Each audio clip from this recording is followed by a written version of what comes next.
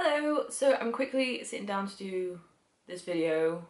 I'm vlogging today, which is why I'm in my workout stuff and I'm gonna go for a walk. But I thought I would quickly sit down, film this video because it's one of the main ones that I wanted to film anyway, because it kind of explains everything about why I'm doing the channel and why I'm doing like my trek and stuff. So I wanted to quickly run through. I'm basically going to be talking about why I'm doing the Great Wall of China trek for the Mental Health Foundation, because I feel like I need a bit of background as to what's motivated me to do something so big and so physically taxing, and also because a lot of the stuff that I blog about and that I will be talking about in vlogs and on videos is mental health, and I feel like maybe I should give a bit of background about why I'm passionate about helping in regards to mental health and why it's so personal to me, and you can't really understand that if I don't actually tell you. So I have suffered with my mental health for about 12 years. How old am I? 26? Yeah, about 12 years. And it started when I was about 14, which, looking back on it now and knowing what I know now, corresponds with when my doctor put me on the contraceptive pill. I went on it because I was having really bad period pains. It was making me faint, so we tried a couple of things like paracetamol, different painkillers, but in the end none of them worked, and she was like, the only other option is to put you on the pill. So they did. So when I was about 14, I noticed that I had suddenly lost interest in doing stuff. I was just miserable all the time. I would cry all the time. I would cry in class and I'd have to get sent out. And eventually they sent me to the school nurse, who was like, oh, it's probably just your hormones, which technically she was correct. And then she said, oh, come back like next week and we'll talk through it and we'll talk through your options and stuff.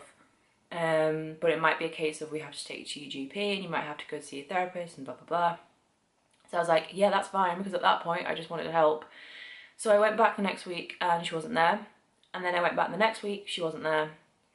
And then when I asked about where she was, the school was like, oh, we don't know when the nurse is going to be back in. So I was like, great, that's helpful. And then eventually I started suffering with anxiety and dizzy spells, and I think it was when I was about 16, I was going through my GCSEs, which obviously is a very stressful time for anyone. And I thought I was coping very well, but apparently I wasn't. And I got to a stage where I couldn't actually physically stand up without being lightheaded and having to sit down. And that was for about a week or so. And then I went to the doctor and basically told them, like, this is what's happening. What is it? Like, is there something wrong? I was having heart palpitations from probably the age of 14 upwards, and I kind of hadn't really investigated it much. I didn't know what it was. First of all, when I first had one, I thought I was having a heart attack. Eventually I was like, okay, I should probably go to the doctor and ask them, because if it's to do with your heart, they tend to freak out a bit. So I went and I had an ECG. Everything was fine. And then when I went back with this lightheaded anxiety kind of symptoms, they were like, oh yeah, that the heart palpitations are probably your anxiety as well. So when I went back to the GP about my lightheadedness, I had this really, really lovely Irish GP, which I've never seen her again. All the good ones seem to just disappear. But she was really lovely. She told me all about anxiety and how to cope with it and stuff like that. I had a couple of blood tests as well as my ECG to make sure there was nothing else wrong, like I wasn't, because we have some thyroid kind of issues in our family as well. So I had a load of blood tests to make sure that it wasn't that, and everything came back fine. So I kind of did what she kind of told me. I got some self-help books, which didn't really help me in any way, and I just kind of carried on with the rest of my life. But it did get a little bit worse after that. I became a little bit agoraphobic. I didn't want to go out anywhere. I was scared to go out, and eventually I had to actually force myself to just walk down the road, because if I didn't, I literally wouldn't have left the house ever.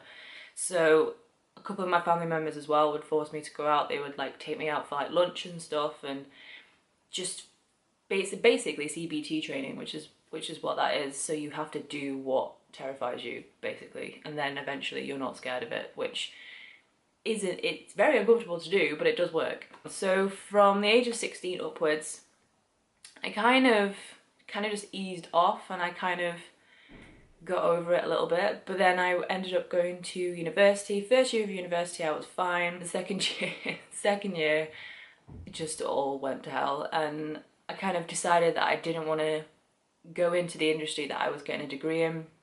I hated my university, it was terrible, the course wasn't what I wanted, and I was just miserable. And I thought about quitting, but I realised that, I mean, that was like the end of the second year, and I was like, I may as well just stick it out and get a degree out of it. But I was really homesick because I went to the university in Cardiff, and I was just miserable. Like, my mood was low, I was irritable. I have a lot of problems with like anger and like controlling anger, or like mood swings and stuff like that. I still have mood swings, but definitely in my second year I was just angry just all the time. Like, I hate everyone, I hate everything, I didn't want to talk to anyone, I didn't want to go anywhere. I was just angry, just always angry. It always reminds me of, you know, in Harry Potter, this is a weird like link, but it's what I always think of when I talk about it. So in Harry Potter, he's always like, I'm just angry.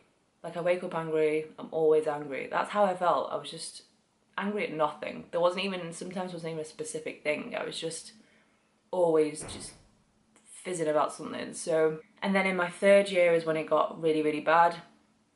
And I ended up like paying ridiculous amounts of money to like go home at weekends, because it's so expensive to go to and from Cardiff.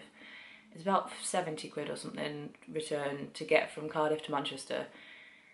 But I did it because I didn't want to be there. I wanted to be at home with my family. But just the third year was just awful. I just felt like I couldn't do anything right with my university work, and everything just kept going wrong. And because I was already down and kind of miserable anyway, and then everything on top of that just kind of sent me very, very under. And probably the worst bout of depression I've had is in my third year of uni.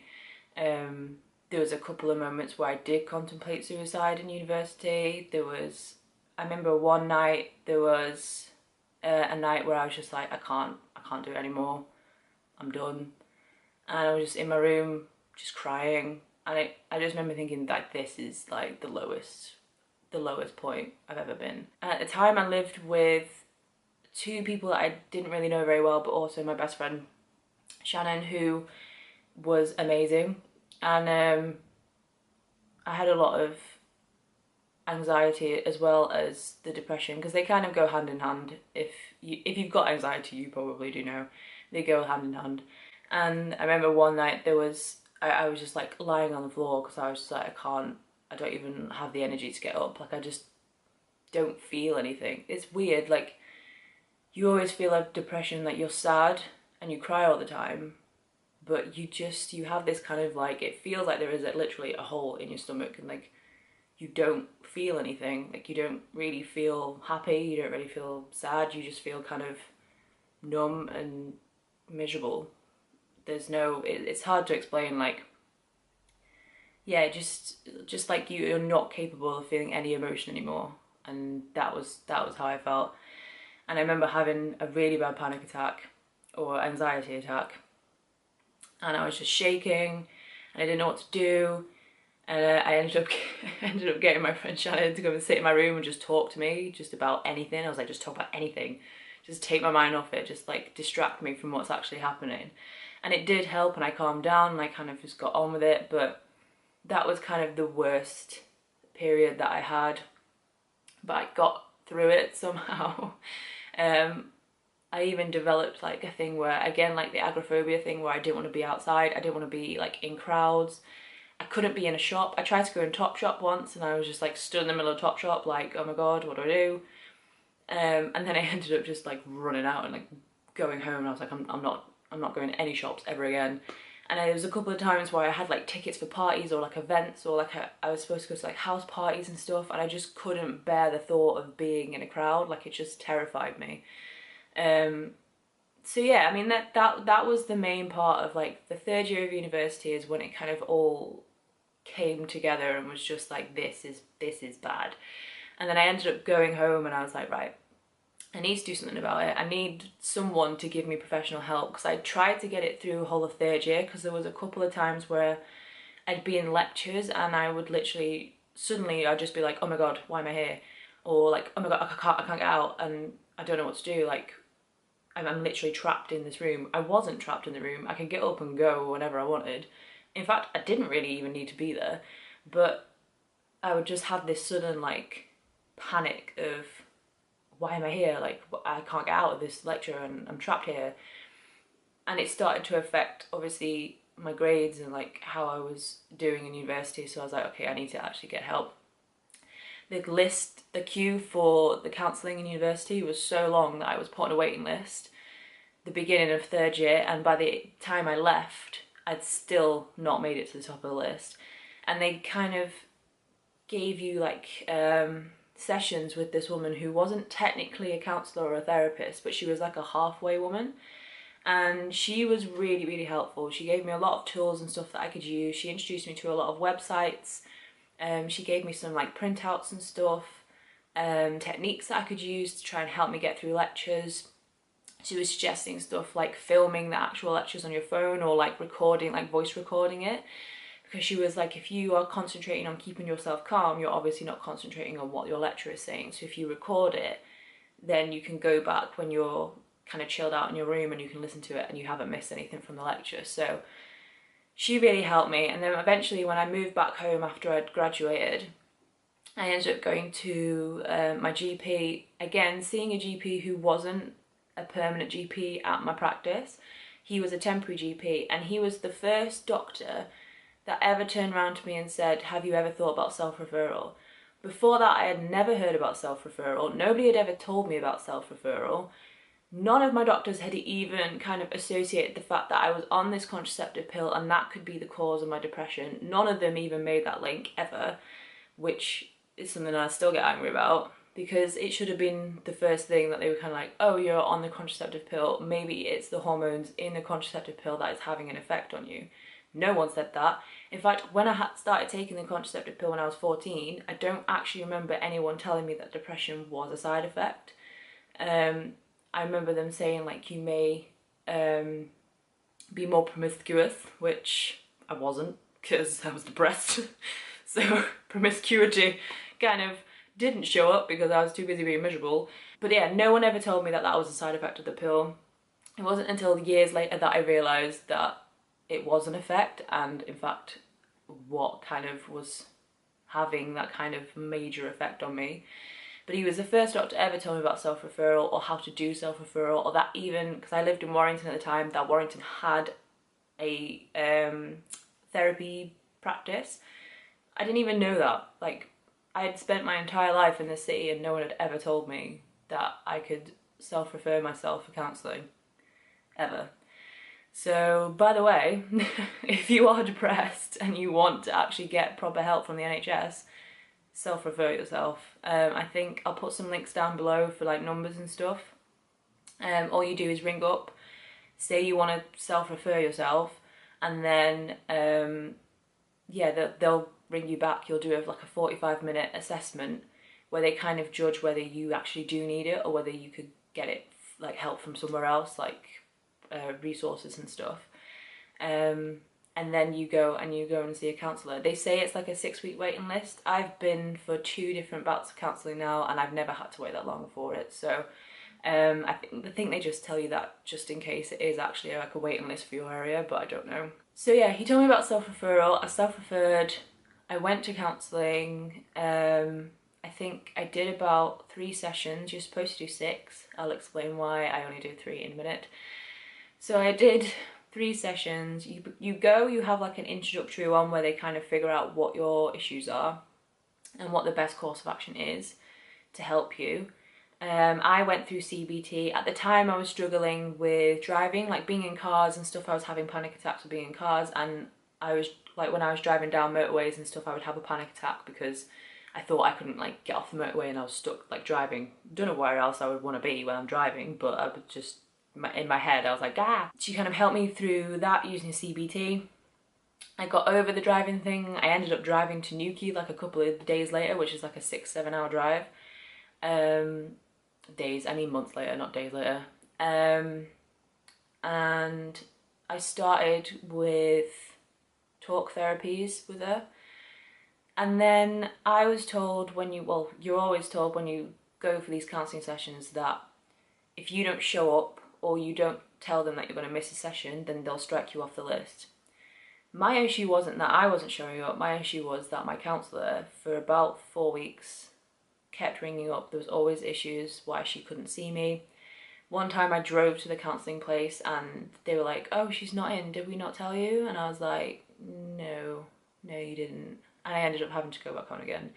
And when you're suffering with depression and you already think that people are not interested in you and there's no point you telling anyone because nobody cares, and then you go to a counselling session and they don't show up, that doesn't really help. So I decided, because I'm a bit stubborn, that I was like, fine, I don't need you, I'm going to find my own way. So I did a lot of research into mindfulness, into meditation, into CBT and other kind of mental illness treatments and solutions. And I basically just helped myself through it. And I was like, you know what, I can handle this myself and I'll just do it myself. And I think that was in 2014. And it was slow. It took me a while to kind of get out of the area and the place that I was in. But eventually I did. In 2016 was probably one of the best years that I've ever had. I went on holiday on my own. I moved out of my dad's house. I moved into my own flat. I got a tattoo. I just did a load of stuff that I don't think I ever thought I would do. Mainly, like, I went on a holiday I went to Barcelona on my own, which I never ever thought I would travel on my own, but I did. And then I went to Stockholm later on that year, completely on my own. So I had a good year in 2016, and then the end of 2016, I started getting really hormonal again. So I was like, oh, I'll just go back on the pill and that'll like balance me out. I went back on the pill. I went on to microgynon, which is now Rigividon, I think, which is an estrogen-based pill. And instantly, within like 2 weeks, I noticed that I just dropped completely. And it just gradually got worse and worse. I think I started in October, and then by January I was just like, oh my god, like it must have been the pill that has made me this depressed. So I went on a different pill. I can't remember what it's called now, but it was a progesterone pill, which completely screwed me up and made me even worse. So I went back to the doctor and I was like, I can't take it anymore. And she kind of discussed what my kind of options were, and she was like, judging by what you've said and how you've reacted to the estrogen pill and the progesterone pill, we would recommend that you don't take any hormonal contraceptive whatsoever, because clearly they all whacked me out of balance and I just couldn't cope with them. So now I just don't take any hormonal kind of medication whatsoever. I stay very clear of it. And I stopped taking the progesterone pill, I think in February or March, and I'm completely fine. Like, it had just gone straight back to where I was like before I started taking the pill. I had a couple of counselling sessions beginning of this year, because it's not all the pill's fault. Like, there are other things I think may have been like influential in my depression and my anxiety. I've been diagnosed with like low self-esteem and low self-confidence and all of that as well, which obviously contributes to your depression and why you don't want to do stuff and things like that. But yeah, I had another counselling session. Again, it wasn't as bad as last time. The woman was really, really nice. I think there was about 2 or 3 weeks though where I didn't see her, because there was 1 week where she had like a car accident or something. So obviously I didn't see her then, but she's fine, she's alright. And then there was like 2 weeks because it was like the Easter holidays and bank holidays and stuff, so it kind of screwed us up a bit. But by the time I actually went to go and see her again, I think I had about 4 or 5 sessions with her. By the time I went back to see her, I thought, you know what, I actually feel like I can kind of pick myself up from here. I think it's good when you feel like you kind of don't have any more options and you genuinely just need someone to just be like, here's help. that's when you should maybe self-refer if you just feel like you can't pick yourself out of it. I usually have counselling and then I get to a point where I'm like, actually, I think I'll be alright from here on out. She gave me loads of resources, gave me loads of sites to like look at, loads of techniques and stuff, which I kind of want to put into blog posts and share on my own page, because I feel like, because you don't pay for NHS kind of help, you just get it. And I kind of feel like some of those techniques should be shared more widely. So I'm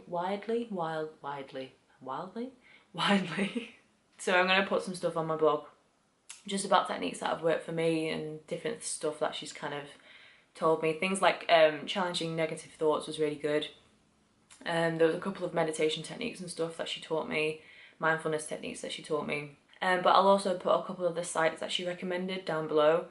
Things like Mood Juice, and there's a couple of others. I think I've got them written down somewhere, so I'll put them down below, and I'll also put them on my resources page on my blog, so you can go over there and have a look. But that's pretty much where I am right now. I still have a couple of mood swings every now and again. I still lose my temper like that. That at that time of the month, I'm just a crazy person. My mood is up and down. I'll have days where I'm just like, don't talk to me. I'll have days where I'm like, I don't want to see anyone, I just want to sit in my room. But I'm better at kind of noticing those changes and noticing when they're gonna show up, so I can kind of tackle them straight away. I just feel a bit more equipped to deal with the tornado that's constantly going on in my head. But I'm fully aware that I've struggled with depression and anxiety for most of my life, and I probably will continue to suffer with depression and anxiety for the rest of my life, but I have tools and the knowledge now to know when I'm bad, when I'm good, when I'm kind of emotional, and I can kind of, a bit like how people forecast the weather, I can kind of do that with my mood, and be able to kind of, yeah, judge how the future is going to be. But that's basically why I chose to do the trek for Mental Health Foundation, because the Mental Health Foundation, and especially the charity Mind as well, definitely worth checking out their websites. They have loads of resources, loads of like different numbers and that you can call, and different like helplines and stuff. They list them all on their sites, and they were integral when I wasn't getting the support and the help that I needed from the medical professionals. The charities were just saviours. They were amazing. The Samaritans as well is just fantastic. If you are literally at such a low point and you think, I just need someone to just listen to me for 5 minutes, then the Samaritans are amazing. I'll put their number down below as well, because they are well worth a look into, the Samaritans. So yeah, that's why I chose to do the trek. I wanted to do something big that kind of represented the fact that I have come through all of that and I'm still here. And I think not only will it raise money for a cause and a charity that has helped me a lot in the past, but also I feel like it'll be a good way to like bookend everything that I've kind of been through thus far. And if you have listened to this and you think, actually, yeah, I want to trek the Great Wall of China with you, then I'll put all the links down below to the page so you can sign up and stuff like that. I don't know how many spaces there are. I think it's pretty much just however many people sign up, because it's quite a difficult thing to kind of raise money for, because you have to get like a minimum amount. But I'll put my Just Giving page down below, so if you want to kind of donate, then you can do. And then the links obviously to the site and the page, so you can have a look at more information about it as well. But if there's anything that I've said that you kind of want to talk about or you want to ask me about, then feel free. I'm more than happy to answer any questions. I've kind of got to the point now where I don't really care if I talk about it. I don't really care what people think of me if I talk about it, because I feel like a lot of people are suffering with depression and anxiety at the moment. I mean, we've seen it not just in normal everyday people, but celebrities as well. And yeah, I don't feel any shame or issues with actually just saying, yeah, and what. So yeah, if you want to ask me anything, just ask me down below. I'm more than happy to answer your questions, and that is all that I have to say. So if you want to find out any more information, or you don't want to watch this video again and you can't remember why I decided to do this, then there's loads of information over on my blog as well about the trek. And if you have even just £1 that you would like to donate, every pound is welcome. The Just Giving page is down below, so just go over to there, and there's a little story and blurb on that as well about why I'm doing what I'm doing. But anyway, yeah, all the links are down below if you want to donate. That is all. Thank you for listening, and yeah, hopefully you will enjoy the vlogs that I can rustle up for you in the coming months. So that's it. Thank you. Goodbye.